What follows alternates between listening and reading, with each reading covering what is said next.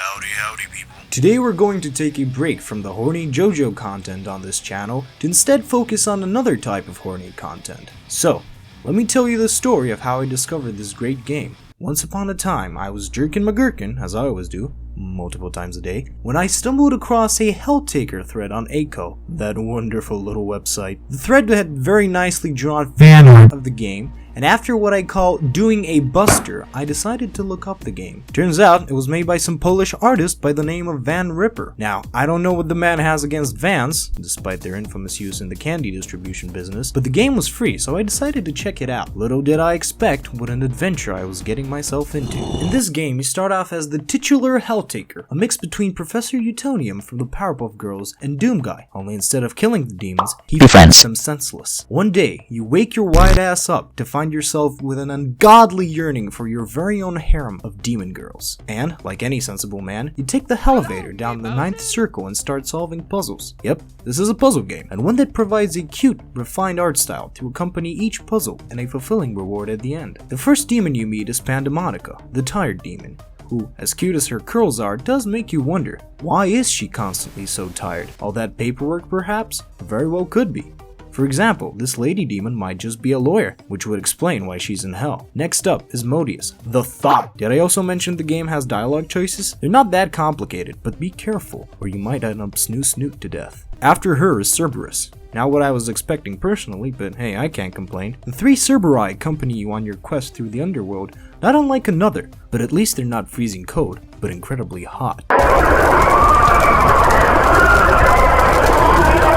Stage 4 is Malinka's, the Sour Demon. She plays XCOM like a patrician. She's also an alcoholic. I can see where she gets her name from. Continuing along these lines, what we're missing from an authentic Slavic game is the Chainsmoker.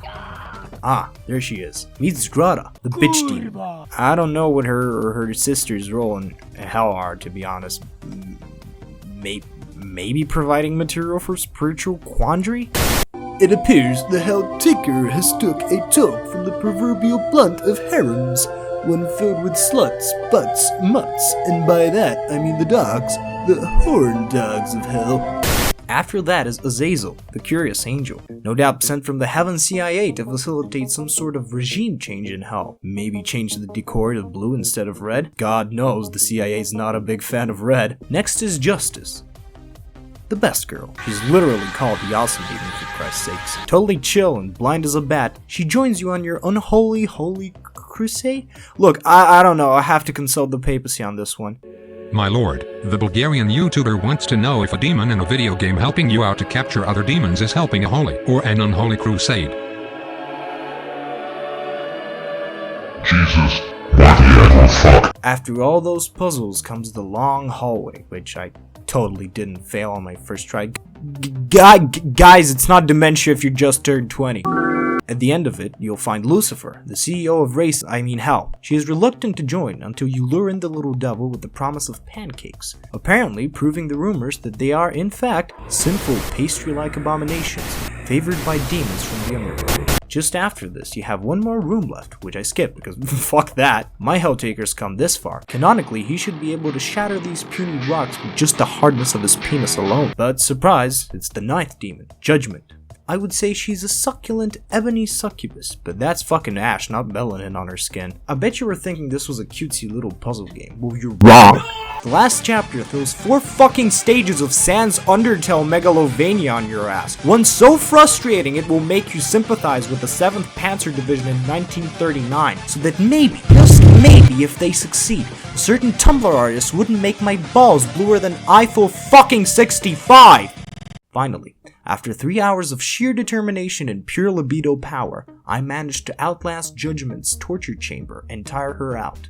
Having collected my harem, I somehow made it to the surface and enjoyed a nice plate of Slavic pancakes, or crepes if you're fat. The girls all exclaimed how their hunger for flesh could only be temporarily quenched by consuming these trinkets of milk and flour, and we all lived happily ever after.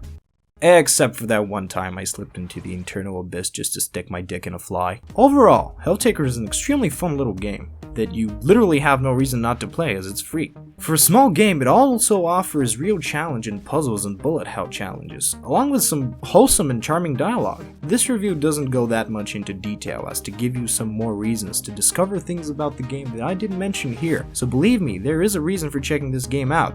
If only so you know where all that high quality fan art's been originating from. There is a pancake recipe you can buy to support the creator, and I highly recommend doing so. As anybody who's played this can see, the man poured his heart and soul into it.